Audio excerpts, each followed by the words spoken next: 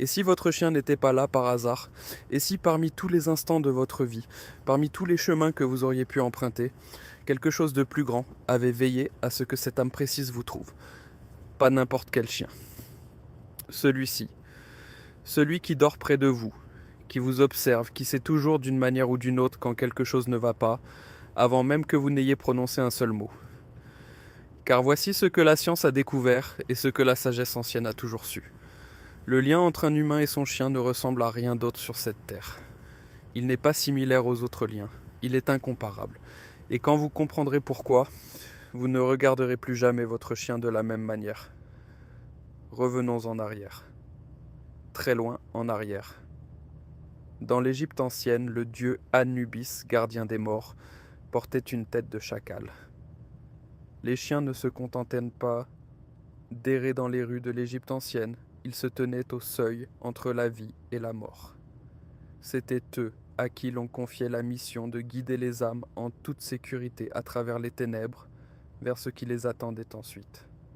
Pas des prêtres ou des anges, des chiens. Parce que même à l'époque, des milliers d'années avant la science, les gens comprenaient que ces créatures portaient en elles quelque chose de sacré. Quelque chose à qui l'on pouvait confier le voyage le plus important qu'une âme puisse entreprendre.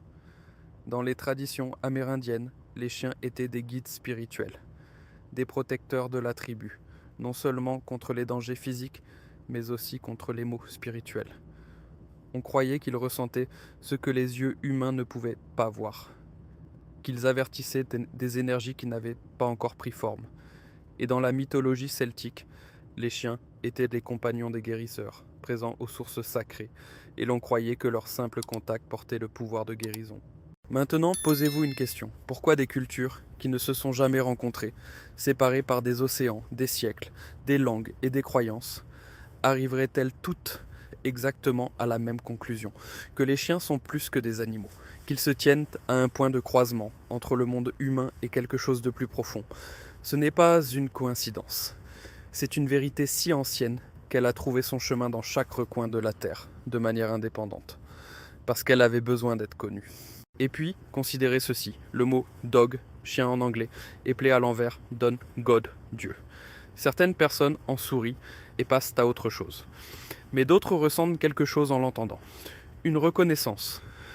Parce que lorsque vous vivez avec un chien, lorsque vous y prêtez vraiment attention, vous commencez à remarquer que tout ce que nous disons que Dieu est, un chien l'est, tout simplement. L'amour inconditionnel, le pardon sans qu'on le demande, une loyauté qui ne dépend pas de votre mérite, une présence qui n'abandonne jamais. Vous pouvez laisser un chien seul pendant 8 heures et rentrer chez vous pour recevoir la même fête que si vous étiez parti un an. Vous pouvez perdre patience et, 1 heure plus tard, il pose sa tête sur vos genoux comme si de rien n'était. Aucune rancune, aucun retrait d'amour, aucune punition, juste le pardon, juste le retour, juste l'amour exactement comme il l'était avant. Si un humain nous aimait de cette façon, nous dirions que c'est extraordinaire. Nous écririons des poèmes à ce sujet. Nous le chercherions toute notre vie. Et pourtant, il est resté couché à vos pieds tout ce temps. Êtes-vous déjà rentré chez vous lors du pire jour de votre vie? Le genre de jour où tout semble lourd et faux et où vous ne savez même pas par où commencer? Et avant même que vous n'ayez dit un mot, avant d'avoir expliqué quoi que ce soit à qui que ce soit, votre chien était déjà là, déjà blotti contre vous, faisant déjà cette chose qu'ils font, où ils restent simplement calmes et constants. Comme s'ils avaient décidé de ne pas bouger jusqu'à ce que vous vous sentiez mieux. Ils n'ont pas appris cela. Personne ne le leur a enseigné. Cela vient de quelque part de plus profond que le dressage, de plus profond que l'instinct. Il y a des chiens qui ont détecté un cancer avant qu'aucun médecin ne puisse le trouver, ressentant quelque chose dans la chimie du corps qu'aucune machine n'avait encore identifié. Il y a des chiens qui ont réveillé des familles endormies avant qu'un incendie n'atteigne la chambre. Il y a des chiens qui ont senti venir une crise d'épilepsie et se sont positionnés pour que leur maître ne tombe pas seul. Aucun ordre ni dressage pour ce moment précis. Juste un savoir. Un amour si en phase avec sa personne qu'il en devient presque impossible à expliquer. Dans le bouddhisme tibétain, les chiens sont considérés comme des protecteurs contre l'énergie spirituelle négative. Dans le christianisme primitif, ils étaient des symboles de fidélité et de dévotion vigilante. À travers le monde, à travers des traditions religieuses qui ne s'accordent sur presque rien d'autre, il y a cet accord silencieux. Les chiens voient des choses que nous ne voyons pas. Ils ressentent des choses avant nous. Ils montent la garde sur quelque chose en nous que nous ne pouvons pas toujours protéger nous-mêmes. Avez-vous déjà vu votre chien grogner dans un coin vide d'une pièce, ou refuser d'entrer dans un espace qui vous semblait parfaitement normal, ou réagir à une personne avec un malaise soudain avant même que cette personne n'ait fait quoi que ce soit pour le mériter? La plupart des gens n'y prêtent pas attention, mais la plupart des traditions spirituelles vous diraient d'y prêter attention, parce que votre chien est peut-être plus éveillé à ce qui vous entoure que vous ne le réalisez. Et puis, il y a ce que les chiens nous enseignent simplement en étant en vie. Nous dépensons des fortunes en thérapie, en développement personnel, en retraite, en livres et en méditation guidée pour essayer d'apprendre à être présent. Comment arrêter de traîner le passé dans chaque instant? Comment arrêter de craindre l'avenir? Comment simplement être ici, dans cette respiration, dans cette pièce, dans cette vie? Votre chien s'est réveillé ce matin et a fait tout cela naturellement. Aucune anxiété quant à ce qui s'est passé la semaine dernière. Aucune appréhension quant à ce qui pourrait arriver demain. Juste cette promenade. Juste cette odeur. Juste ce rayon de soleil sur le sol. Juste cette personne, juste devant lui, qui est, pour ce qui le concerne, le monde entier. Ce n'est pas une mince affaire d'en être témoin tous les jours. C'est un maître vivant dans votre maison qui démontre à quoi ressemble la pleine présence, sans aucune arrière-pensée, sans attendre que vous compreniez. Certains maîtres spirituels croient que certaines âmes choisissent leur vie avant d'arriver, que les relations qui comptent le plus, celles qui nous façonnent, qui nous ouvrent, qui guérissent quelque chose que nous ne savions même pas briser, ont été convenues avant le premier souffle, des contrats d'âme, des rencontres choisies. Et si votre chien était l'un d'entre eux? Et si l'animal qui est arrivé dans votre vie au moment exact où il l'a fait, qui s'est lié à vous de la manière exacte dont il l'a fait, qui est resté à vos côtés à travers tout ce que vous avez porté?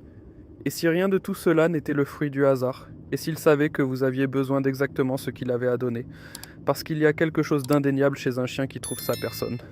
Le chien de refuge qui a été ignoré encore et encore jusqu'à ce qu'un humain spécifique franchisse la porte. Le chiot qui a ignoré tout le monde dans la portée et s'est dirigé tout droit vers la seule personne dans la pièce qui s'effondrait silencieusement à l'intérieur et ne le savait pas encore. Le vieux chien du refuge, celui que tout le monde négligeait, qui s'est retrouvé d'une manière ou d'une autre exactement là où il devait être.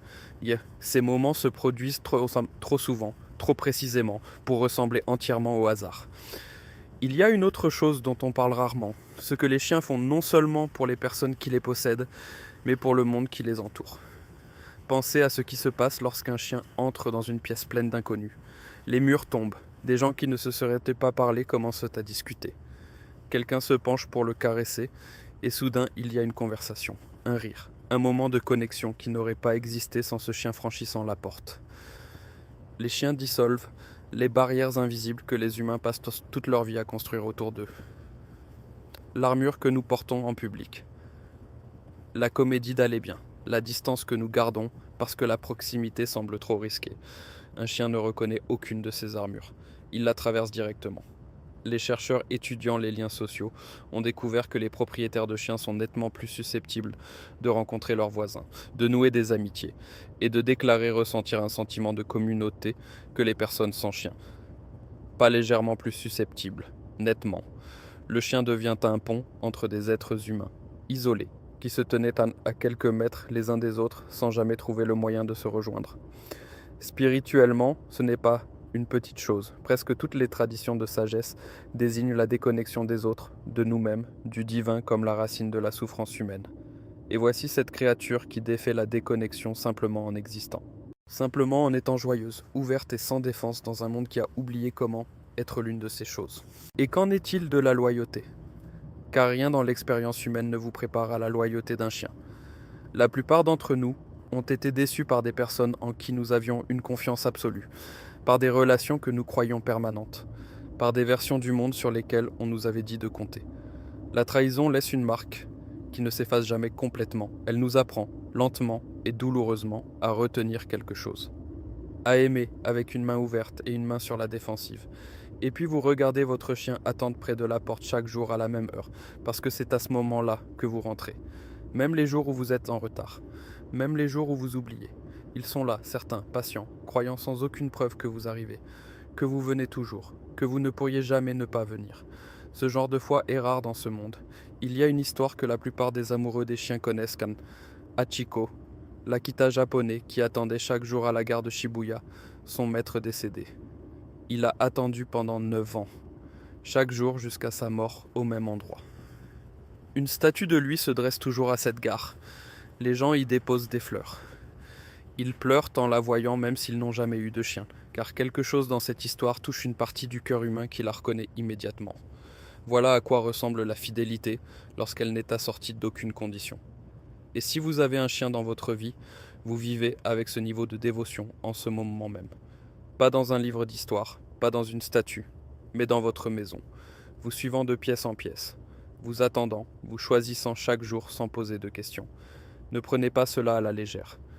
Tout le monde dans ce monde n'a pas été choisi de cette façon, et qu'en est-il de la perte ? Car nous ne pouvons pas parler de ce que signifient les chiens sans nous attarder sur le chagrin de les perdre. Quiconque a aimé un chien et l'a perdu, c'est qu'il y a un silence particulier qui s'ensuit. Une forme dans la pièce où ils avaient l'habitude d'être. Le chagrin surprend les gens par son ampleur. Ils se sentent presque gênés par son poids, mais il pèse exactement autant que l'amour pesait. Et l'amour était réel, complètement et entièrement réel.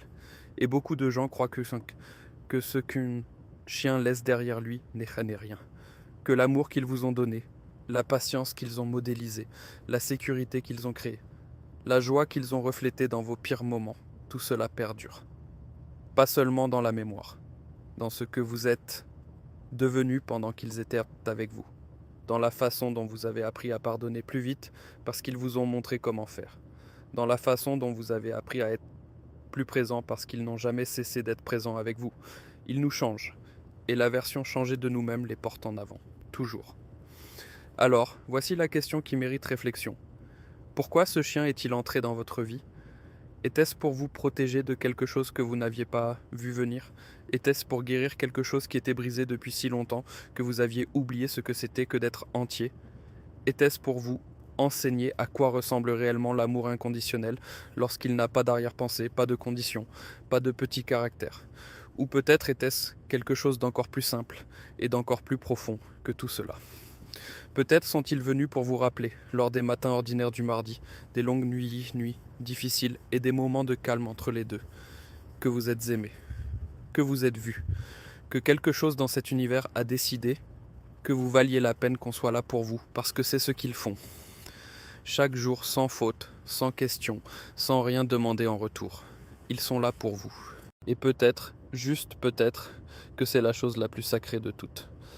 Si votre chien a déjà touché votre âme d'une manière que les mots peuvent à peine contenir, partagez votre histoire dans les commentaires. Nous serions ravis de l'entendre. Si cette histoire a changé votre façon de regarder le fidèle compagnon à vos côtés, n'hésitez pas à vous abonner et à aimer notre chaîne. Nous découvrons les connexions profondes et les vérités cachées que le monde néglige souvent. Honorons ces liens. Le prochain trésor de sagesse sera bientôt révélé.